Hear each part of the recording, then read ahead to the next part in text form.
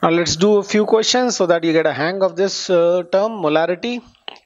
Say there was 100 ml of 0.2 molar NaOH. Now what you have to do is find molarity if part A 200 ml of pure water is mixed into it, part B say 200 ml of 0.4 molar NaOH is mixed into it, part C 4 grams of NaOH is mixed to the original thing given. So quickly do all these and let's see.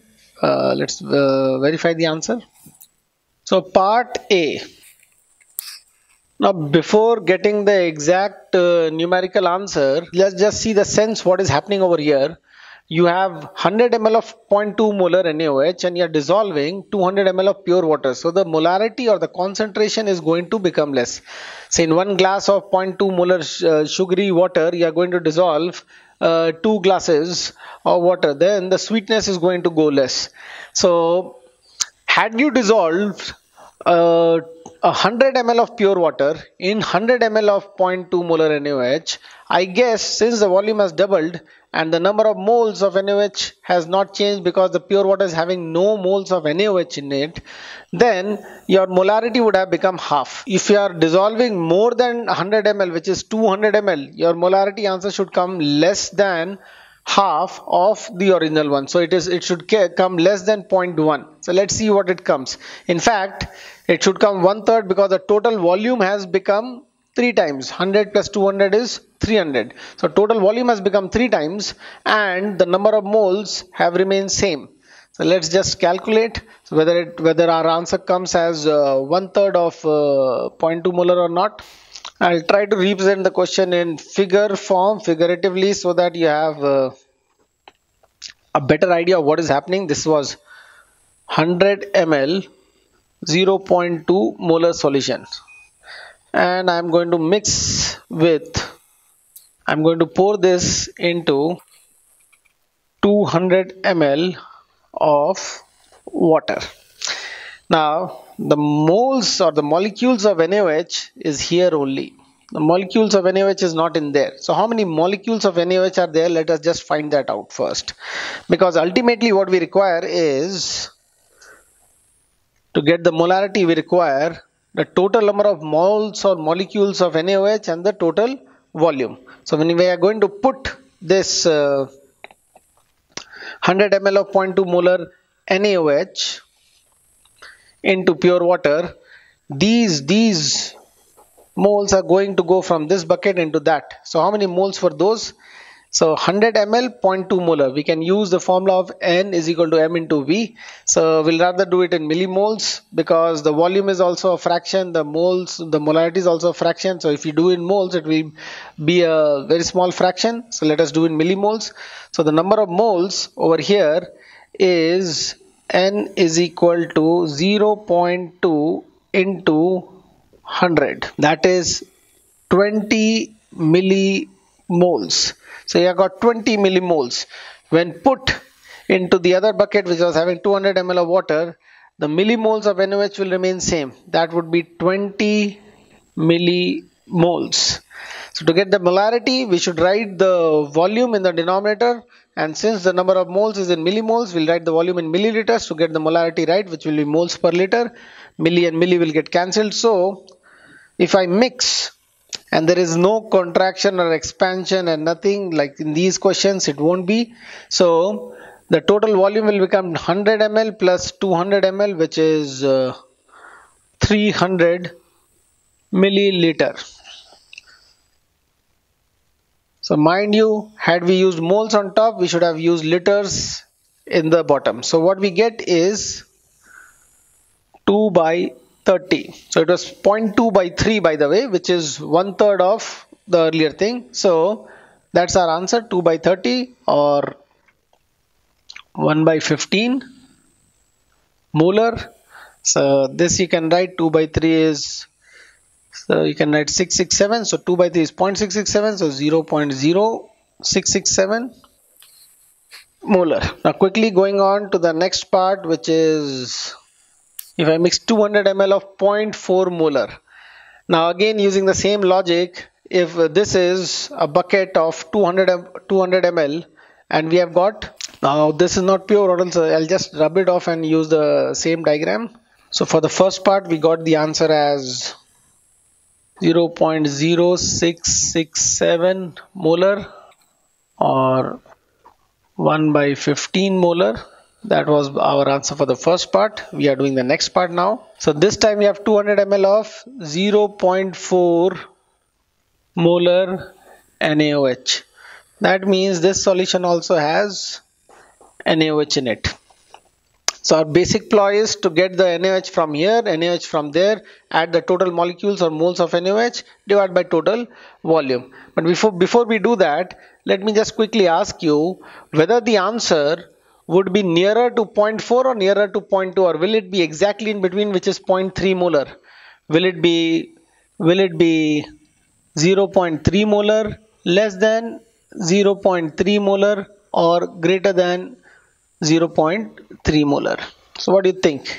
So had we added 100 ml of 0.4 molar in 100 ml of 0.2 molar, then the volumes would have been same. We would have expected that the concentration comes right in the middle of the two, which is 0.3 molar.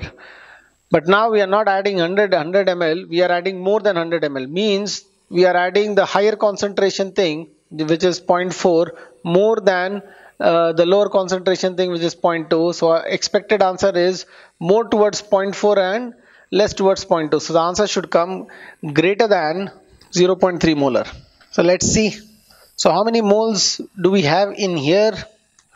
In here the number of millimoles would be equal to the molarity, which is 0.4, into the milliliters, which is 200 ml. So what we get is 80 millimoles. So we have got 20 millimoles from the first cup and 80 from the other bucket. So the totally what we have is 20 plus 80, which is 100 millimoles in the numerator, and the denominator is 100 ml plus 200 ml, which is 300 ml. So our answer is 100 by 300, which is 1 by 3 molar. So we get our molarity as 1 by 3, which is equal to 0.33 molar, which was the expected value. It had to be more than 0.3, so it's coming 0.33. So we are happy with our calculation. So this answer is 0.33 molar, which is 1 by 3 molar. Now the last part. Now we'll assume over here, when 4 grams of NaOH is added, it is added in powder form. We assume that the total volume doesn't change. There might be a slight change in the volume, which would be in the order, which is negligible. So it is basically we are adding the moles of NaOH, and we are assuming that the total volume remains 100 ml. So in that bucket of 50 ml, which was having 20 millimoles earlier, we have added some extra. That is the extra 4 grams. 4 grams we have added. So what is 4 gram? 4 gram would be equal to 4 divided by the molar weight of NaOH, which is 40. So that will be equal to 1 by 10 moles. Now this 20 millimoles is 20 by 1000, which is 2 by 100, 1 by 10 moles. Now this was in millimoles, which is 20 millimoles, which is 20 by 1000 moles. So we'll rather convert the moles to millimoles, because the volume is also in milliliters. So 1 by 10 moles would be in 2000, which is 100 millimoles. So basically those 4 grams of NaOH was 100 moles. So 100 moles we have added to the solution, which was already having 20 millimoles. So in total we have got 120 millimoles of the solution, and the solution itself was 100 ml. Sorry, this is not 50, this is 100 ml. So we have 100 ml of solution, and now we have got 120 millimoles. So basically we have added 5 times more. So initially 20, now which has become 120. So basically it has become 6 times more without the volume changing.